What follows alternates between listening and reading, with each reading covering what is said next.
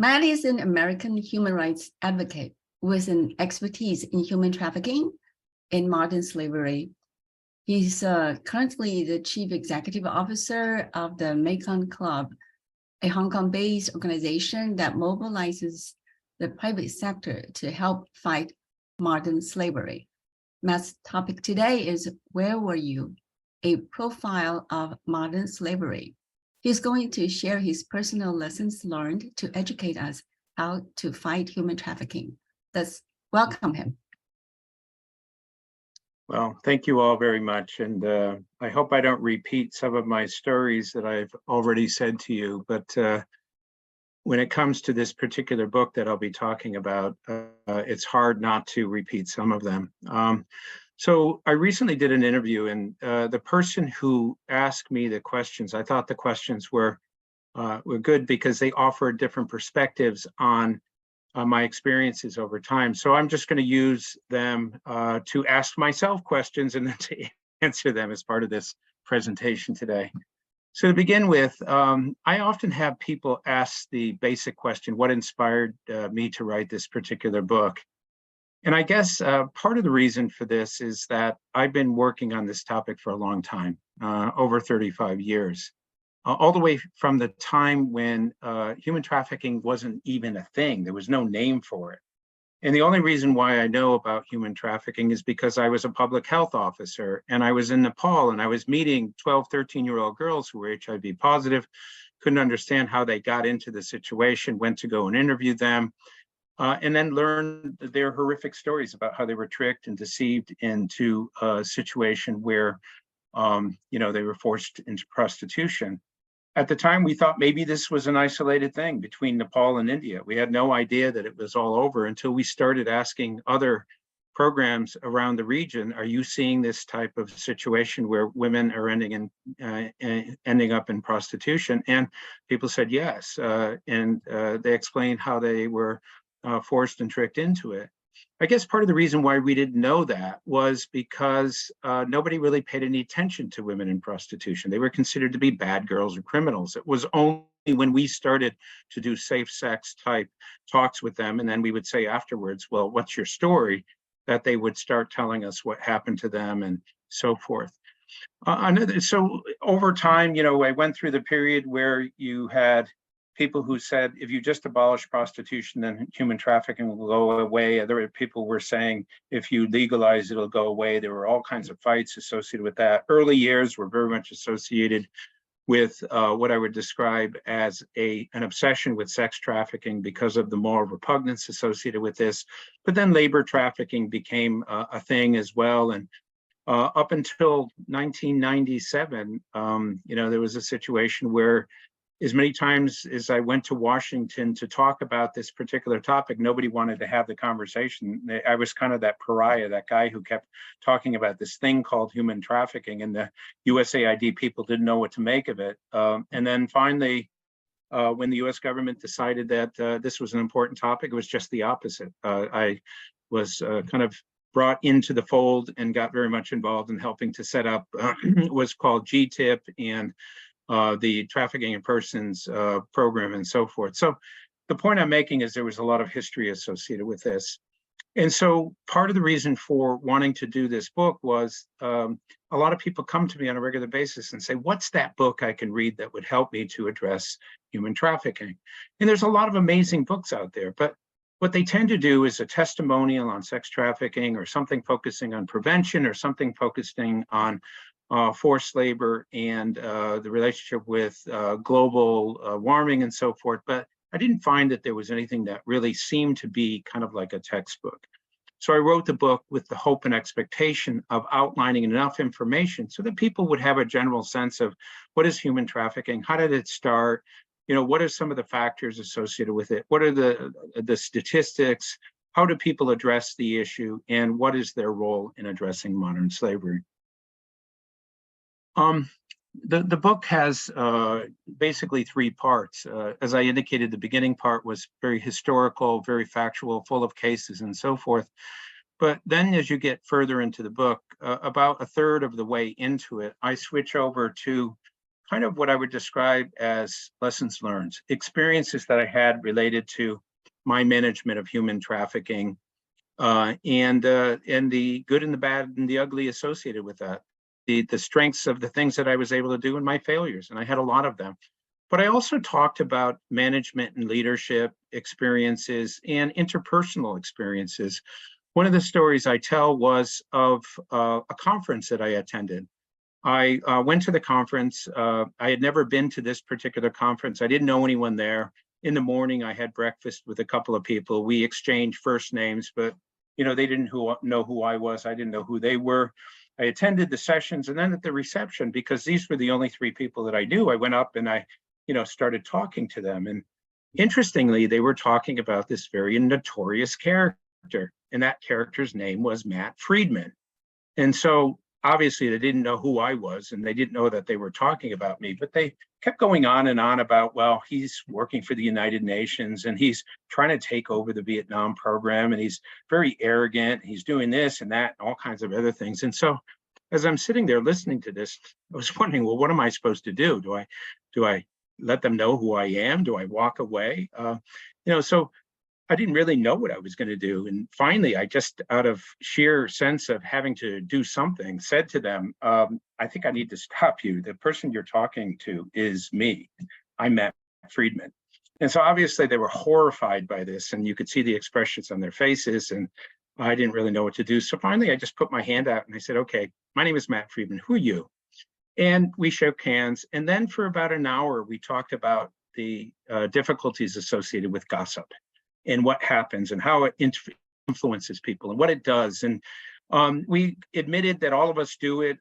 They told me some things they heard about me. Probably about 25% of what they said was absolutely right. And I think that what they were saying, I felt bad and I apologized. The other 25% was, I don't know where it came from, but it wasn't true, and a lot of stuff in between. But I told this as part of this book because a lot of when it comes to managing programs related to human trafficking, it's not about the design of the program. It's about the people who are working together and how they get along and the relationship they have with other organizations. So interpersonalness has a lot to do with the success or failure of different programs that are out there.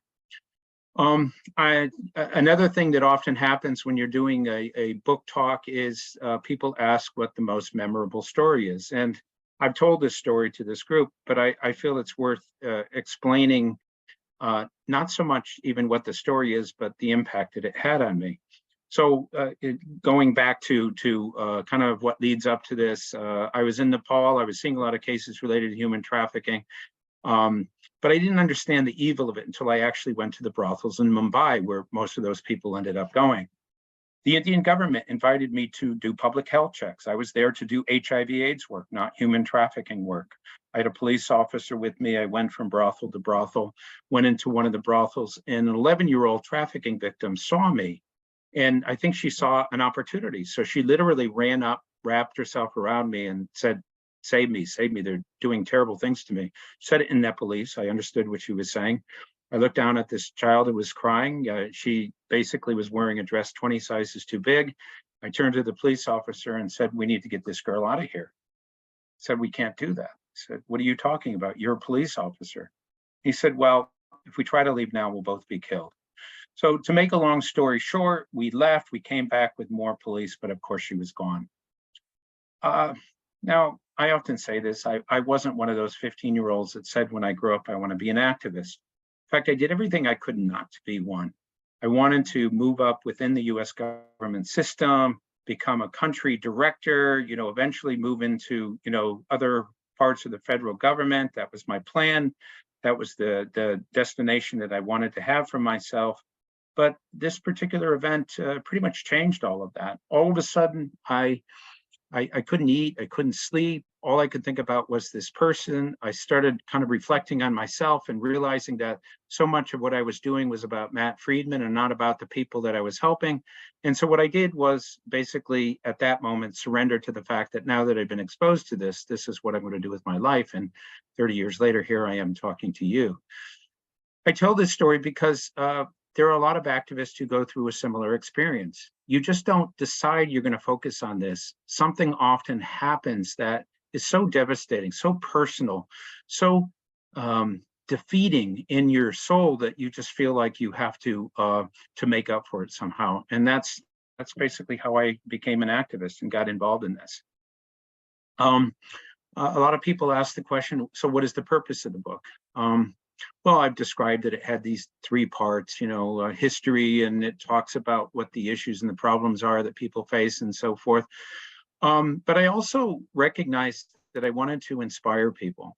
I wanted to make the case that, there are now 50 million people in modern slavery. As you know, the number was 40 million not too long ago, but because of COVID, it's up to 50 million. You've often heard me say that the number of people that are being helped is somewhere around 100,000. When you put those two numbers together, it's less than 0.5% of people being helped. So here we are, as abolitionists, and alongside us, we have government people and United Nations people and NGO people and corporate people all working on this around the world.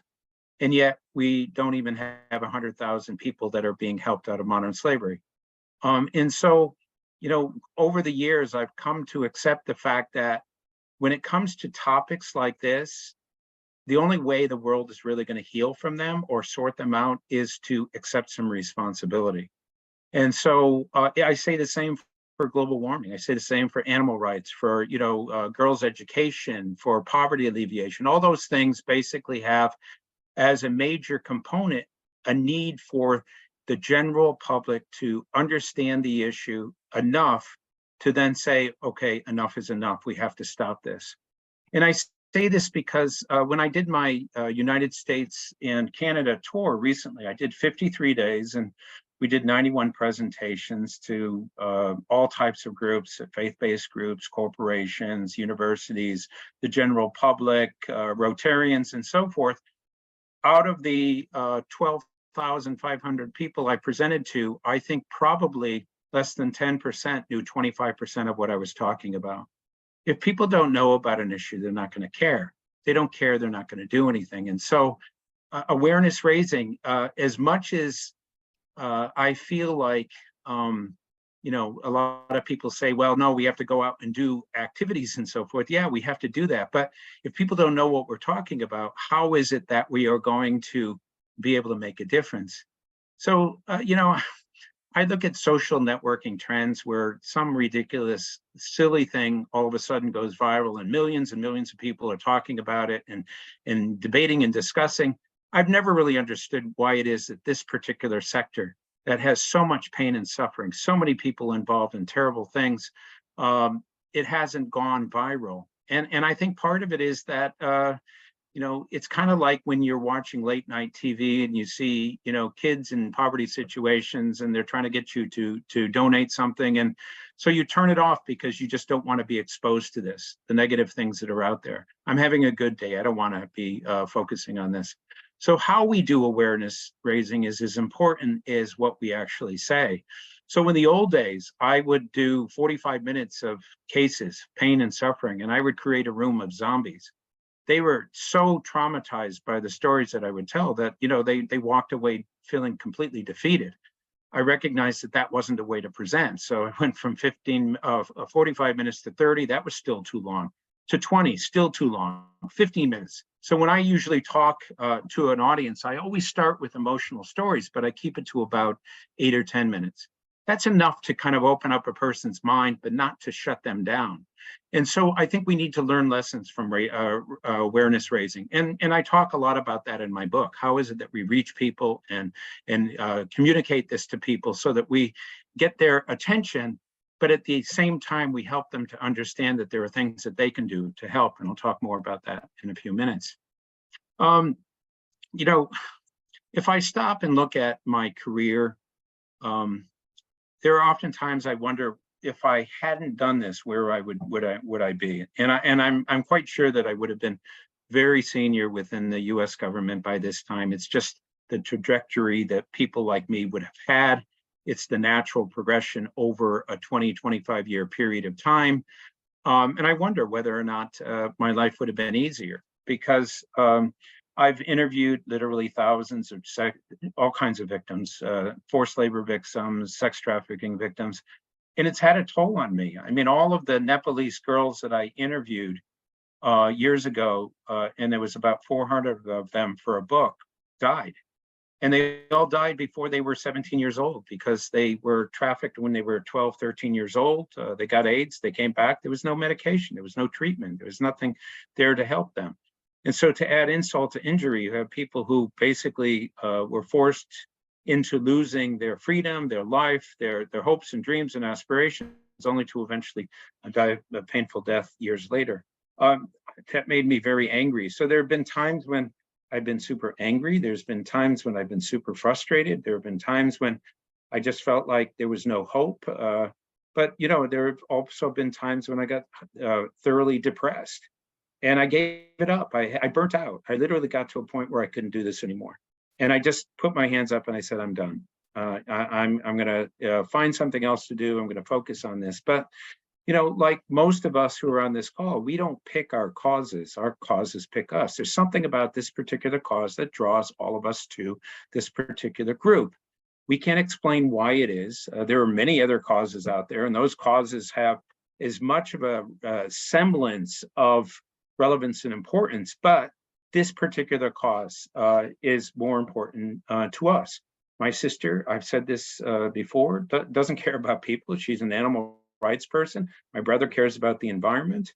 So if we have our cause and we know what it is, and it happens to be something that you feel like you can do something to help, then you often feel obliged to do something. And so even during those periods when I've given up, I would then a couple of months later start seeing articles and then start talking to people, and somebody would ask my advice, and then I'd kind of wake up and get back into it again. But perhaps a little bit stronger than I was before. So it's almost like molting, where when a snake loses its skin or a caterpillar goes into a cocoon and comes out as something else, you almost need that downtime to regroup and then to develop some defense mechanisms to kind of protect yourself. But that doesn't always work. Now, you might notice in this picture, there's Helen Sworn. I don't think she's on this call today, but I was doing a presentation a justice conference in Hong Kong. And this reflects kind of the hidden things that happen to us emotionally when we do this type of work that you don't always know. But this was a panel. The person on my left was a Korean person who did counter-trafficking work. The person on the right, John Brewster, an amazingly talented individual in Cambodia who deals with the worst type of sex trafficking, child sex trafficking, and so forth. And Helen, when we were getting close to the end of this panel, asked Don a question about, you know, how do you deal with the emotional side? And, you know, Don's, dealing with all kinds of terrible things, and he started crying. And he described that, you know, there were many emotional aspects that he had. And as I was sitting there, you know, I've been with the State Department. I'm a diplomat, you know, and I was thinking, wow, I'm glad that's not me, you know. And then she turned to me and asked the same question. But for some reason, some kind of a window in my soul opened up, and I started choking up. And within a couple of minutes, I was crying, and I couldn't explain the reason why, you know. And I managed to struggle through saying a few things, and then it went to the gentleman next to me, and then she asked another question, and the same thing happened. And, you know, I was highly embarrassed. I just wanted to kind of run out of the room. I didn't know what to do, what to say. And so finally, when the thing ended, a whole wave of people came over and just kind of surrounded me and said, wow, that was so real. That was so truthful. It was so honest. We don't usually see that. You know, you guys, not just me, but Don as well, just showed your true feelings related to this. And I came to realize that you know, when people are experiencing these types of things, they need that type of support, and people will give it to them. And that natural compassion and empathy and understanding that exists when we are doing this type of work is there, but we don't really always know how to tap into that. And so that was a big lesson for me, and it demonstrates the aspect of this particular type of issue that I think in many ways we don't talk about. You know, we're supposed to do programmatic things. We're supposed to talk about the numbers and the statistics and so forth. But we as human beings, as we're exposed to this, we feel things. We're affected by things, and those things are inside of us. And sometimes I think we just have to allow it to come out, and that's okay. I think it's almost courageous now to think that, like, if you feel overwhelmed by the terrible things that happen to people, then that's okay, because there are terrible things, and it is happening to a lot of people, and it is something that we should be concerned about. People often ask, well, who is the book for? When you write a book like this, you're supposed to be very clear in terms of your audience. I just wanted anyone who was interested in the topic to read it. And so the book is used by 7th graders, 8th graders, university people, Rotarians. It's also used by corporations, universities, as a kind of textbook again. I wrote the book. The proceeds of the book all go to fighting human trafficking. So it's a double thing. If you read the book, you've done something. If you buy the book, then you're also contributing to something. And so you're doing two things at once. That's two out of the things that you can do as a person who's addressing human trafficking and so forth. And so, I have some people come back to me and tell me that they thought that the book was really insightful, inspiring, and other people come back and they'll just nitpick about, well, you should have done this, should have done that. I've written a number of books, and so I'm kind of used to that. In the early days, I would get really bothered by that, because I kind of want to say to the person, have you ever written a book? Do you know how much time and effort goes into it? And as much as you try to get it as perfect as possible, it is what it is. And so you just kind of have to accept the fact that this is what I was able to do with the time and the effort and so forth. Take it or leave it. But the results have been good, and it's achieved what it is that I felt like I wanted to achieve, which is to kind of open up people's hearts and minds, to inform them, and then to give them a general sense of perhaps some responsibility that they should maybe do something to be a part of the solution associated with this. Another question that I often ask is, and this is a hard question for anyone to summarize what one word would describe this book. And I played around with that.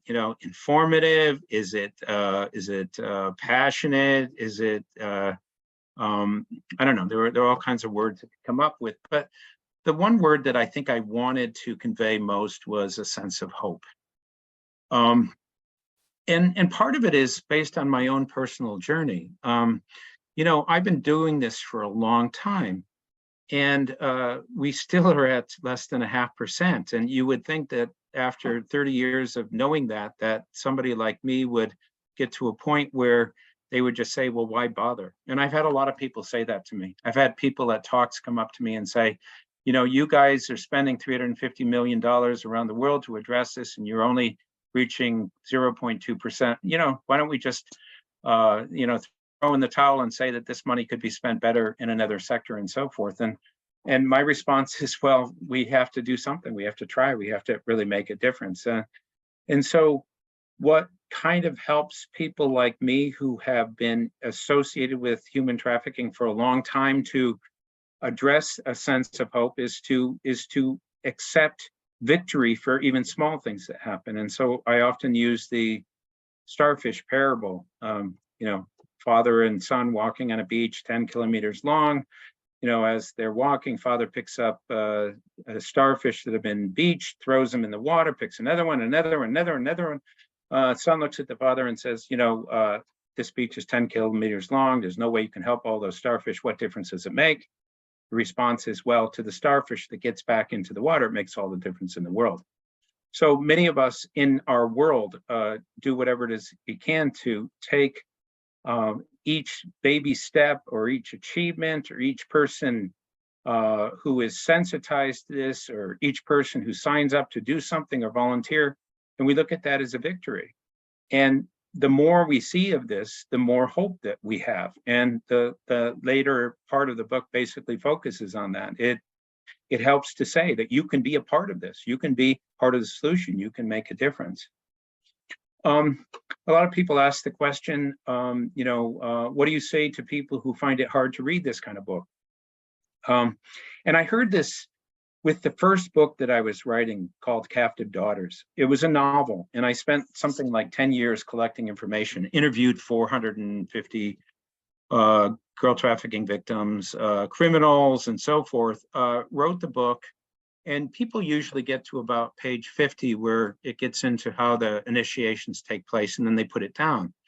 Often they say, well, it's really too hard to read. I'm having a really good day today, and it's going to make me sad. And so here's a person in their living room, the AC is on, they got a cup of coffee next to them, they're on the couch, and they can't just read words on a piece of paper. Imagine what it would be like to go through those things. I often say to these people, you just got to suck it up, and you just need to focus on this, and you need to just read through this. You need to feel a little bit of this. You need to understand what people are going through. You just need to read it. You need to imagine it. But it's important for us as human beings, whether it's human trafficking or human rights or battering of women or something else, to basically experience some of their pain, because that translates into anger and a sense of conviction to want to do something. And so it's important and it's relevant and it has to be done. Where did the title come from? Well, once again, you've heard the story, but I have to say it. Where Were You is just a moment in time that really had a pivotal effect on my thinking related to human trafficking. As I was describing, I was doing this book, Captive Daughters. I was interviewing a lot of people. I was going from shelter to shelter, interviewing the women and the girls.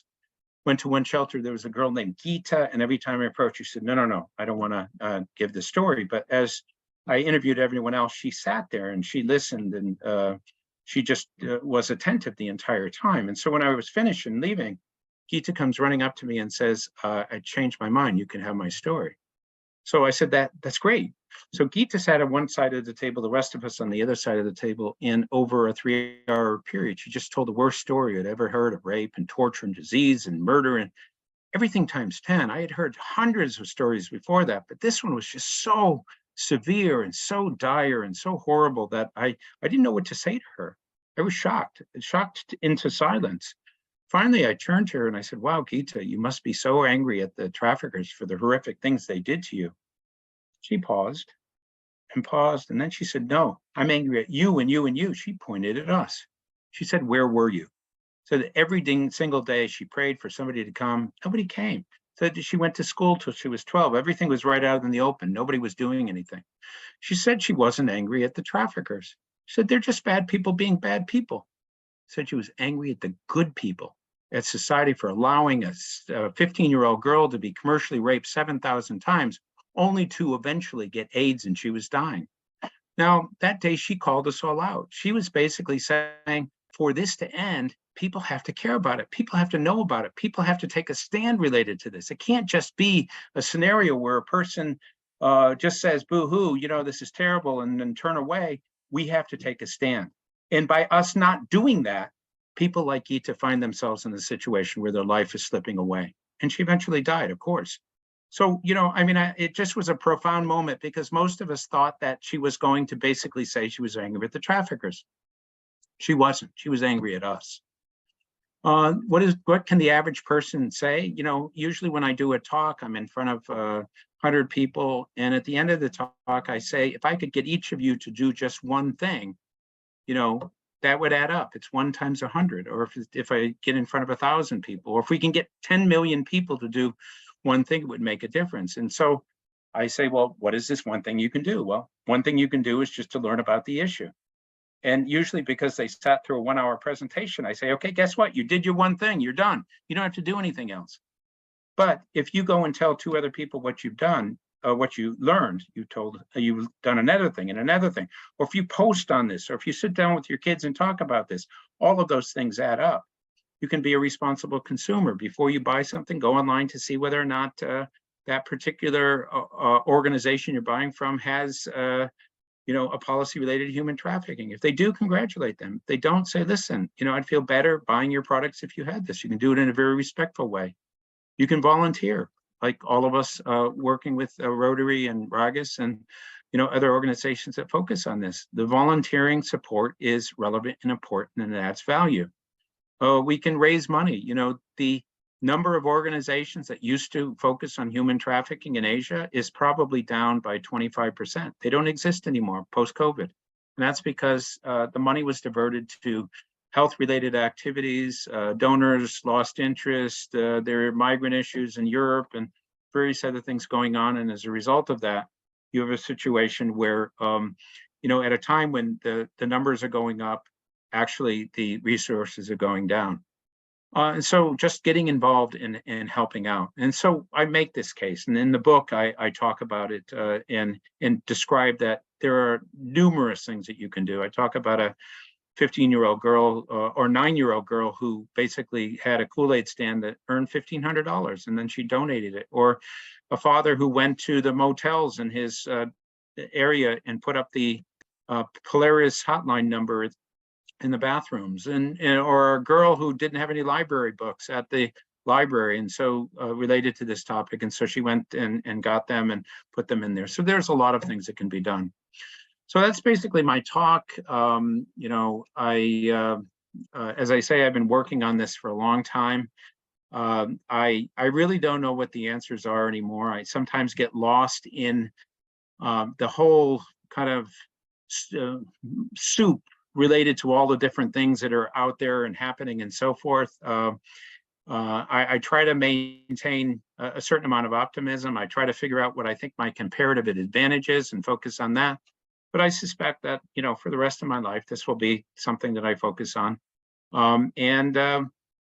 It's not such a bad thing, because I feel like being paid, doing work that at the end of the day helps people is not such a bad thing. And those of us who do that know what I'm talking about. And hopefully we can continue to get more and more people involved. And if we can, the world will be a better place. Thank you very much.